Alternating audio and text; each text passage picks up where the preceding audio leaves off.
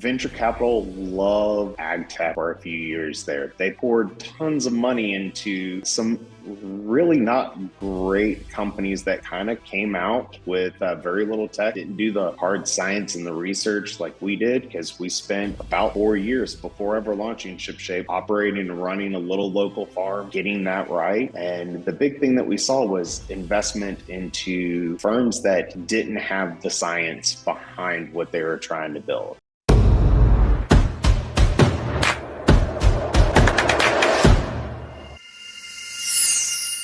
Hey guys, and welcome to the Grow IT podcast. One of your hosts here, Trey King.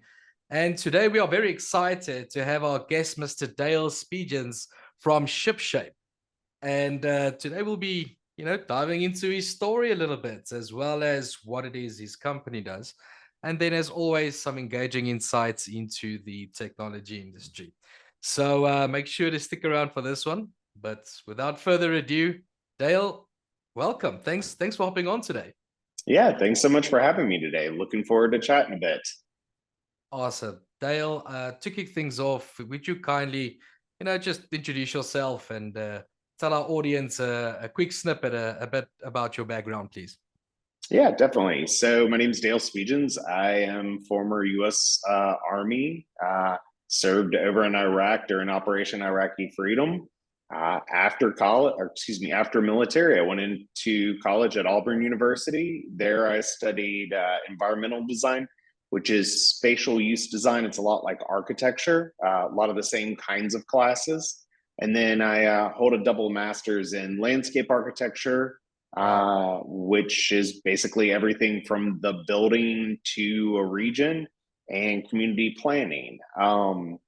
Previous personal business experience is all around academia, as well as some time working for Bloomberg. So I worked for one of the Bloomberg innovation teams for, about 4 or 5 years. And we analyzed old municipal government problems in new ways and worked out new ideas of how to basically solve those problems. And my work was all around blighted structures and blighted cities and their effects on property value. And then I also taught at Auburn University for a couple of years, as well as the University of the University of San Francisco at Quito down in Ecuador, where I taught in the international architectural workshops in the Galapagos Islands.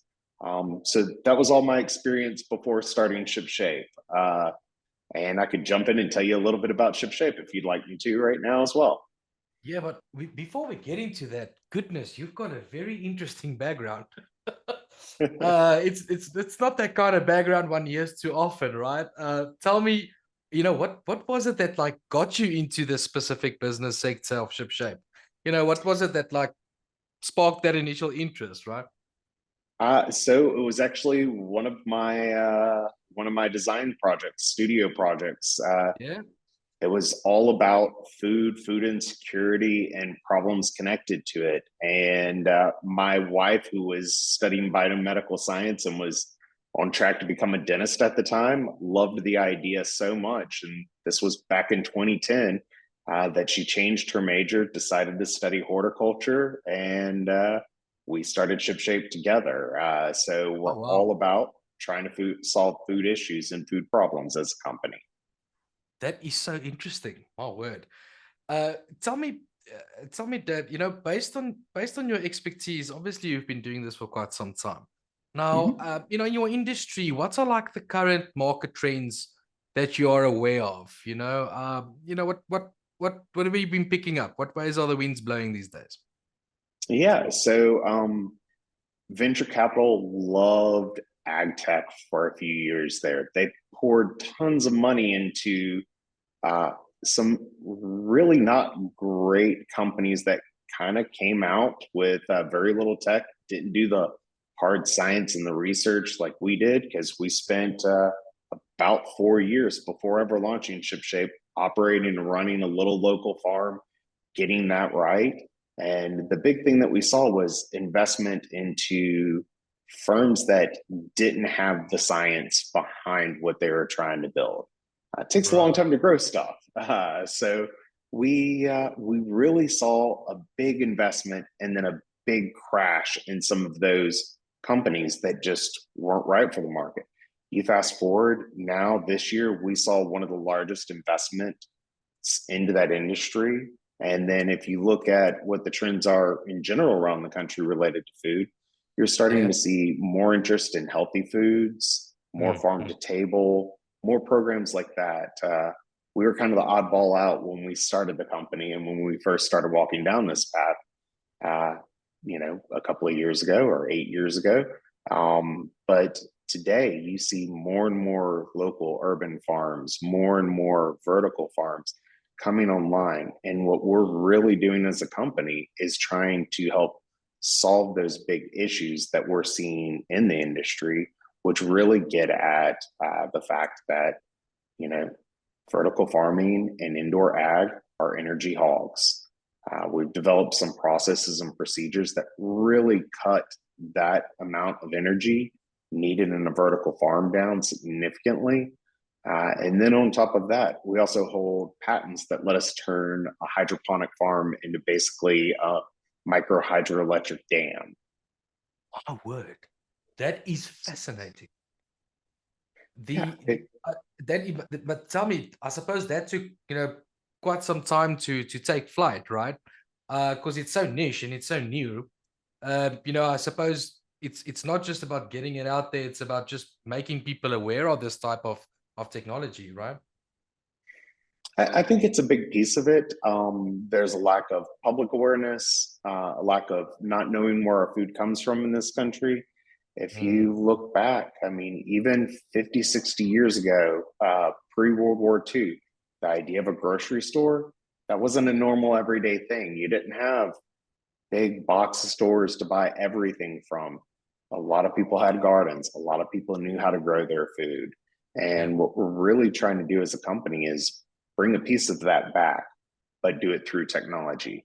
So we're blending AI, renewable energy, water purification and cleaning, and vertical farming all into systems that are modularly built. yeah. And then we're helping folks own and operate that equipment. My word. It sounds to me like a lot turnkey, right?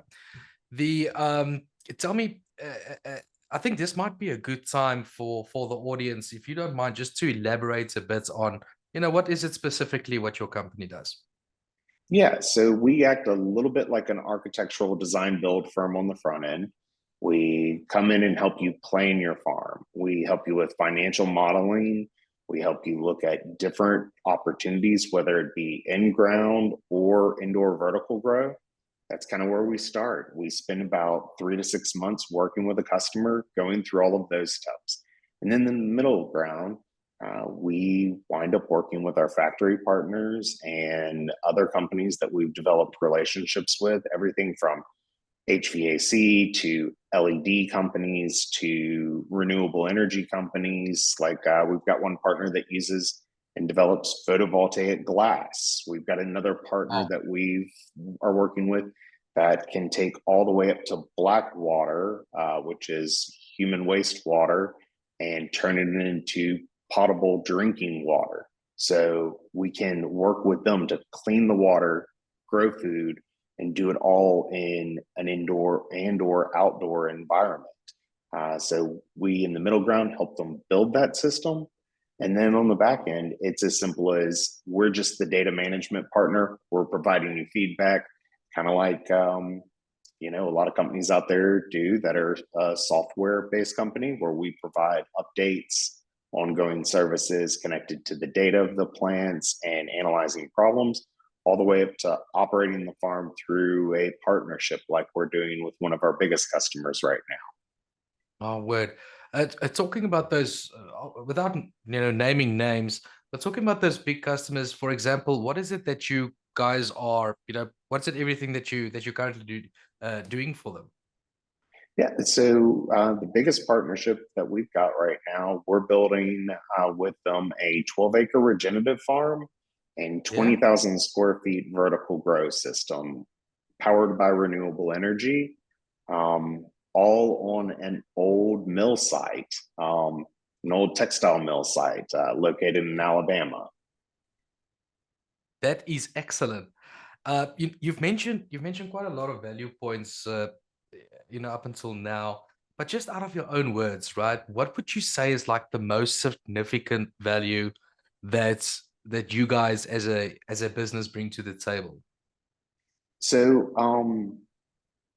I think it's energy. It's energy and energy systems.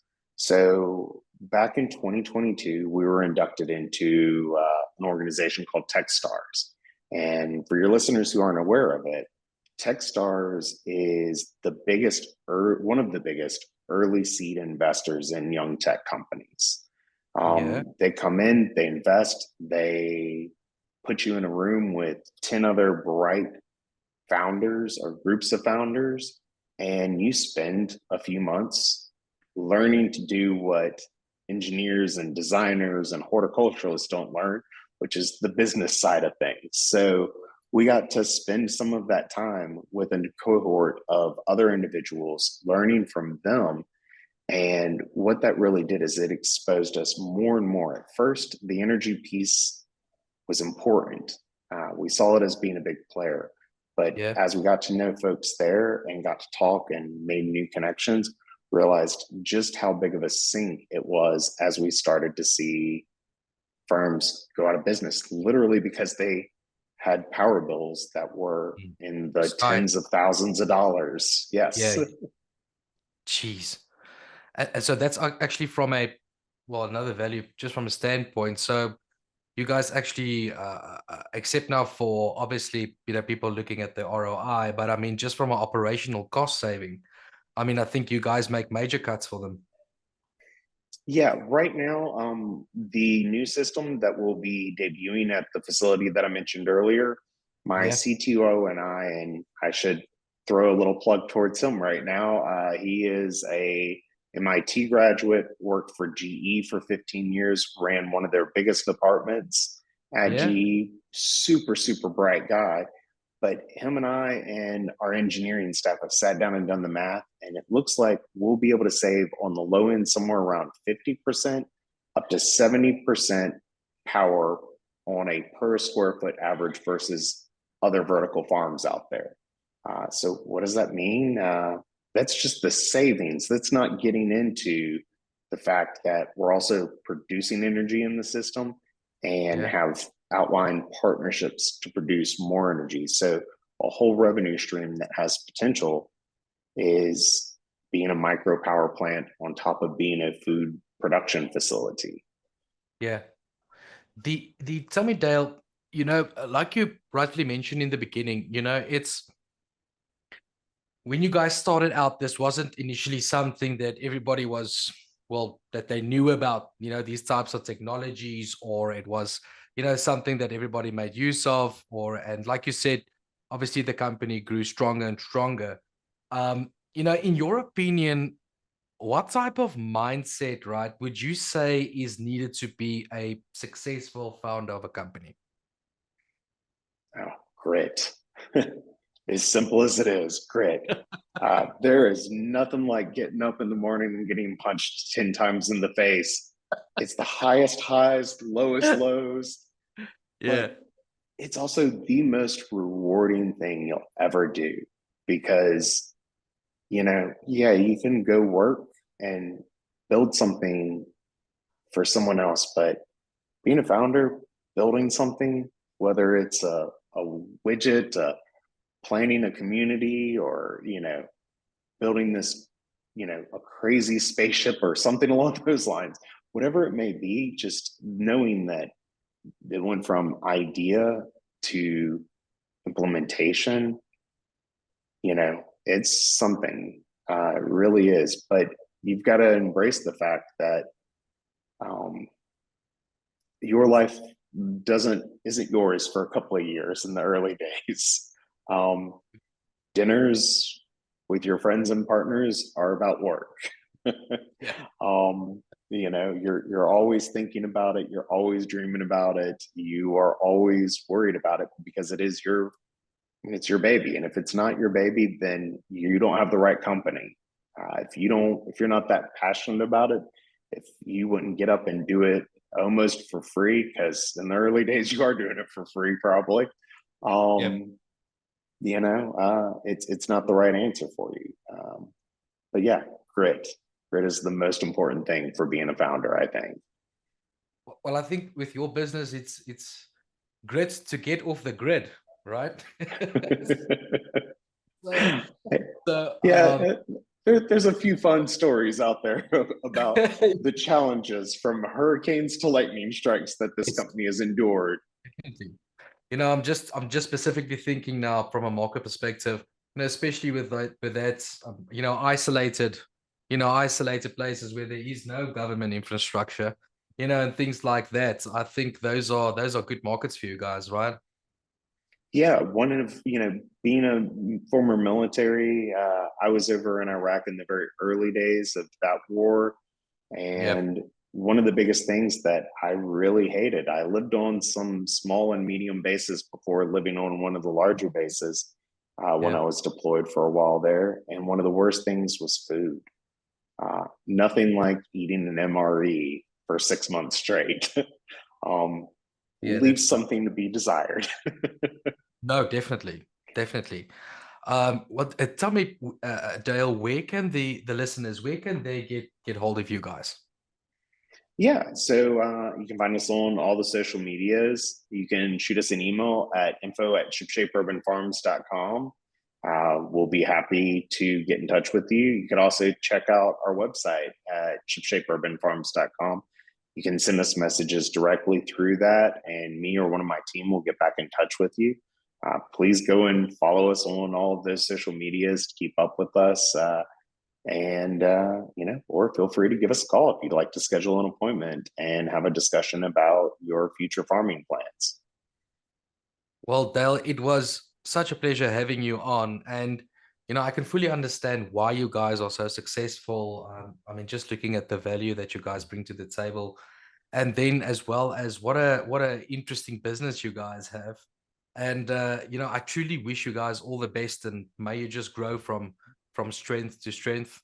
And thanks for hopping on. I hope I can get you back sometime to hear us on some more projects you guys are doing along the line. Yeah, we'd love to in the future. Whenever y'all have an open slot, we'd be happy to come back in, tell some new stories. Excellent. Thanks for coming on, Dal. Take care. Thanks. You too.